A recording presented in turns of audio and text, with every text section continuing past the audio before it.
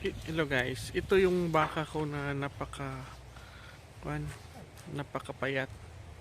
Injikan ko ito siya ngayon ng ADE at saka para maglandi na siya. Ito po siya. Pinaalagaan ko ito kaya lang hindi naalagaan ng maayos. Kaya binawi ko. May anak yan siya guys, isa. Yun guys oh. Kalaro ni Tanggol. Yan yung isang anak niya na lalaki. Yan yung anak niya. Tapos na ito sila ng ma-deworm. Ngayon mag-i-inject na ako ng ADE. Tingnan nyo guys, so gaano kapayat.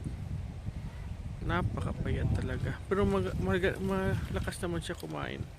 May chance pa itong matataba. Ito siya. May chance pa itong magtataba siya.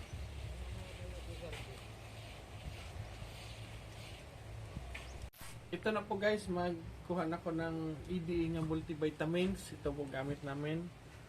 I-inject ko sa kanya mga 8 ml siguro. Okay.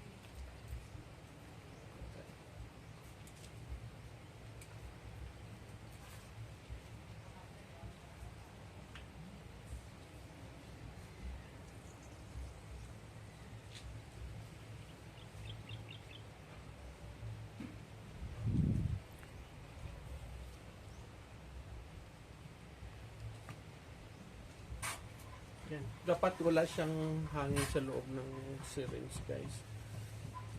Kasi para hindi mahaluan ng hangin. Masakit yan pag pumasok sa laman ng ating alaga.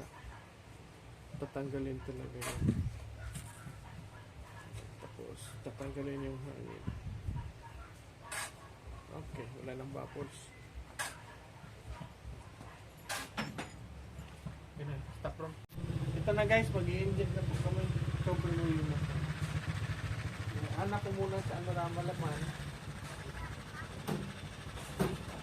Yan. Ganun lang po kadali mag-inject ng baka.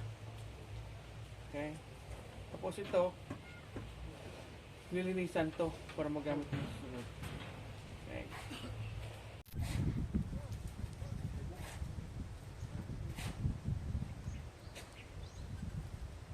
Tapos na po ma-inject yung mama niya. Ayaw lumabas kasi gusto maglaro dito kay Tanggol. Ayaw niya lumabas. Tingnan mo, yung mama niya napakalayo guys. Nang doon yung mama niya oh. Umiwan niya. Kasi dito siya lumalapit kay Tanggol. Dito siya lumalapit.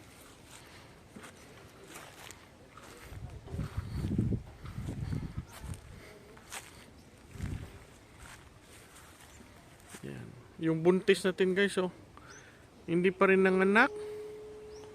Baka next month na to siya manganak guys. Yung buntis. Tapos Tanggol oh.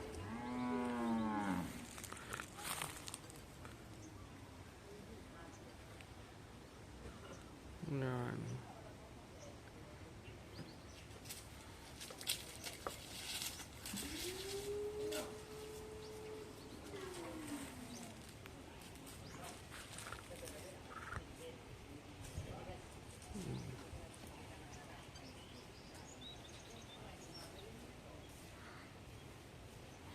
Sumama sila sa kuwan guys oh.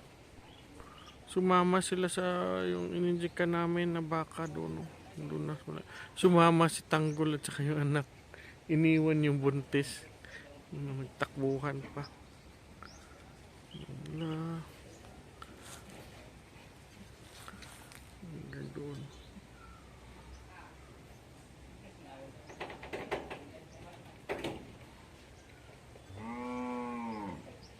Yan, yung nag-ingay naman yung buntis, wala na daw siyang kasama. Wala na sila, malayo na sila. Ito guys si buntis oh. Naglalabasan na siya pero kunti pa lang.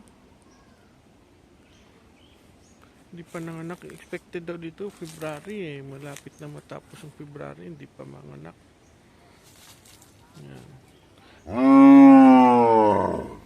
Pero mabait ito siya, guys. Mabait ito siya.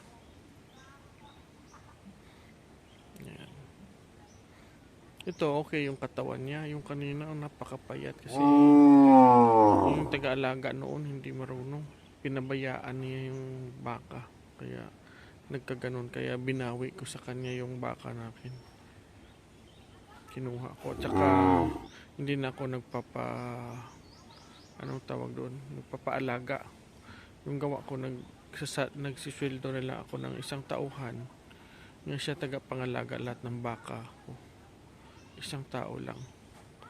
Siya na tagalipat-lipat ng kung saan pakain. Yan lang ang gawa niya. Kasi minsan pag pinapalagaan mo sa ibang tao, hindi okay lang kung makita mo akin dito sa area ko. Pag malayo sa akin, yun ang nangyari. Kasi hindi ko ma-check up yung paano sila mag-alaga. Malayo kasi dito sa amin.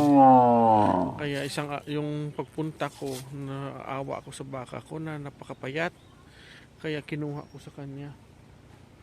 Agad-agad na kinuha ko. Yun ganun kapayat, mas payat pa siya noon. Ngayon mga 2 months na yan siya dito sa taga-alaga ko. Naka-recover na. Mga 2 months na siya dito sa amin. Kaya naka-recover na ng konti. Pero payat pa rin.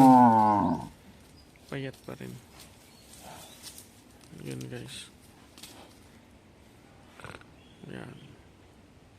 Yung update sa mga baka ko, sa ngayon 3 yung buntis. Ito isa na to siya, may 2 pa doon, malayo lang kasi dito.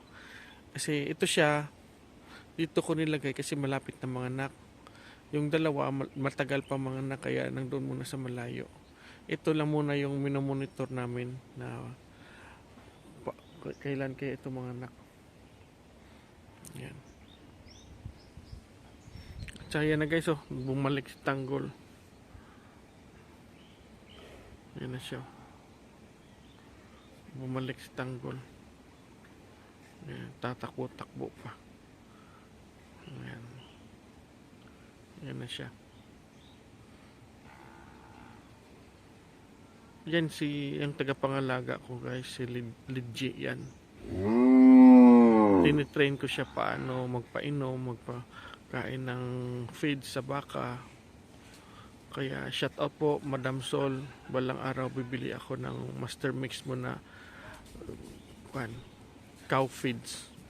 Bibili ako para dito sa baka ko. Yan po. Yan.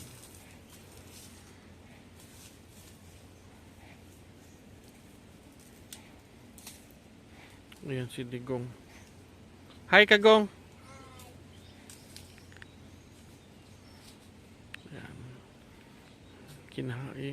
Linahawakan namin lagi si Tanggol para balang araw hindi siya maging mailap sa tao. Gusto ko siya malapit siya sa tao. Kaya lagi ko yan siya pinapahawakan. Ayan. Kahit bata lang mabait yan si Tanggol. Ayan. Papainumin na nila ng tubig. Ito tayo. Papainom na kami ng tubig na yung may feeds niya nilagay namin sa 10 AM na tubig niya. Yung sa 3 PM niya na tubig wala nang feeds, tubig na lang. Tubig na lang to kasi mas malakas siya uminom sa 10 AM kaysa 3 PM. Yan. Magpapainom na kami. Wala na tong feeds, tubig na lang ito. Hawak-hawakan ni Digong.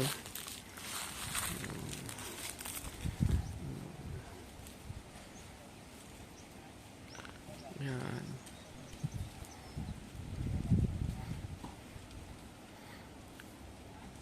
Gong, hindi ka natatakot kay Tanggol?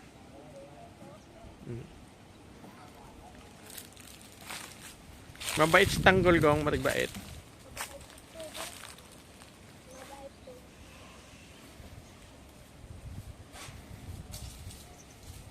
Yan. Hintay-hintay lang goal. Wala pang tubig goal. Nagkuha pa. Ito na yung katawan niya. Hindi nakita yung ribs. Hindi na siya nakita yung ribs niya. Tumaba na siya dito. Next week mag 1 month na dito si Tanggol sa amin. Next week Tuesday po. Mag 1 month na siya. Galing sa pag hatid nila ni Boss Roger at saka ni Madam Sol.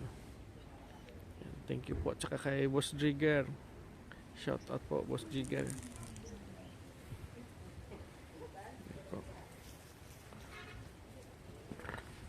Hanggang dito lang guys. Thanks for watching. Bye-bye.